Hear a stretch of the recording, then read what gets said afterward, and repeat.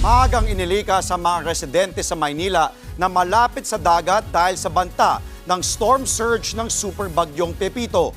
At live mula sa Maynila, nasa frontline ng balitang yan si Carrie Cator. Carrie, ano na ang lagay dyan sa Maynila?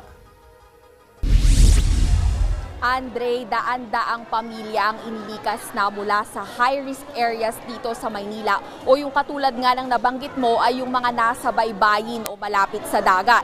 Kaya ang ilang evacuees na nakausap natin kanina, hindi na raw nagdalawang isip na lisanin ang kanilang mga bahay sa pangamba sa hagupit ng Super Typhoon Pepito.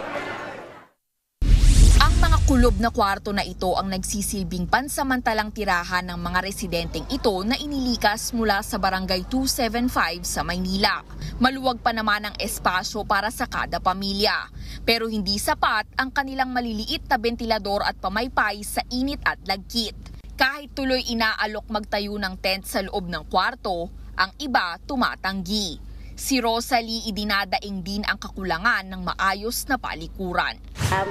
Mahirap kasi ang tubig, tapos baba pa kami sa baba, magsi-CR kasi kailangan talaga ng tiis-tiis lang talaga dito. Halos 900 na katao ang may kaparehong sitwasyon sa Delpan Evacuation Center.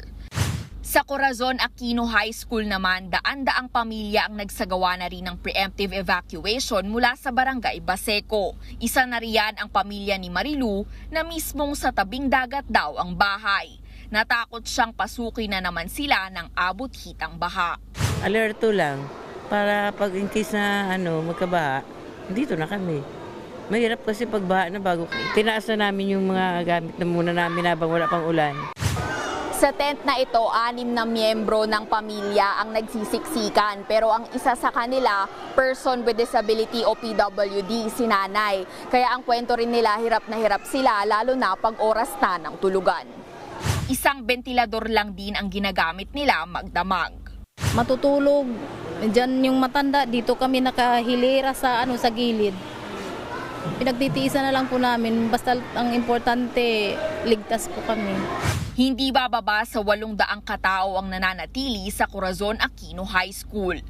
Kanina binisita rin mismo ni Manila Mayor Honey Lacuna ang evacuees sa eskwelahan.